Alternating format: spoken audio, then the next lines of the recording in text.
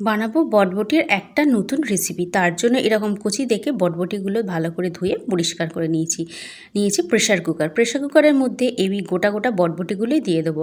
আর বটবটিগুলো যদি কচি হয় তো রেসিপিটা খুব সুন্দর তৈরি হয়। তো বটবটিগুলো ভালো করে ধুয়ে পরিষ্কার করে নিয়ে এবার দিয়ে দিচ্ছি এই কুকারের মধ্যে।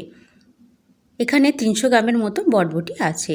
এবার এতে দিয়ে দেবো অল্প একটু নুন আর অল্প একটু জল, খুব সামান্যই জল দিয়েছি, দেখছেন হাফ কাপের মতো।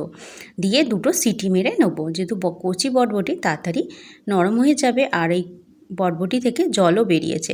এবার একটা মিক্সি জারের মধ্যে এই বটবটিগুলো সব দিয়ে দেবো। মিক্সি জারের মধ্যে বটবটিগুলো দিয়ে দিচ্ছি আর যে জলটা সেদ্ধ করে বেরিয়েছে সেই জলটাও অল্প দিয়ে দিচ্ছি। দিয়ে একটা সুন্দর পেস্ট বানিয়ে নেবো। দেখুন একটা স্মুথ সুন্দর পেস্ট বানিয়ে নিয়েছি। এবারে একটা তড়কা প্যানের মধ্যে দিয়ে দিচ্ছি 1 টেবিল চামচের মতো তিল।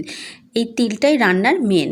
এই তিলটা দিয়ে বটবটিটা রান্না করলে রেসিপিটা অসাধারণ তৈরি হবে।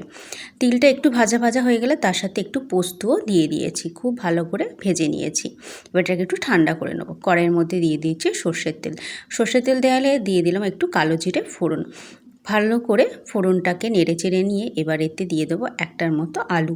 ছোটো ছোটো করে কেটে নিয়েছি। অল্প একটু নুন হলুদ দিয়ে আলুটাকে খুব ভাজা ভাজা করে নেবো।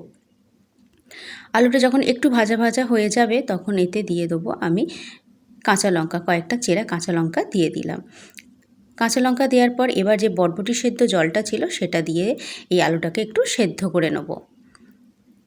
কিছুক্ষণের জন্য চাপা দিয়ে দিলাম। তো জলটা শুকনো হয়ে গেছে, আলুগুলোও সেদ্ধ হয়ে গেছে।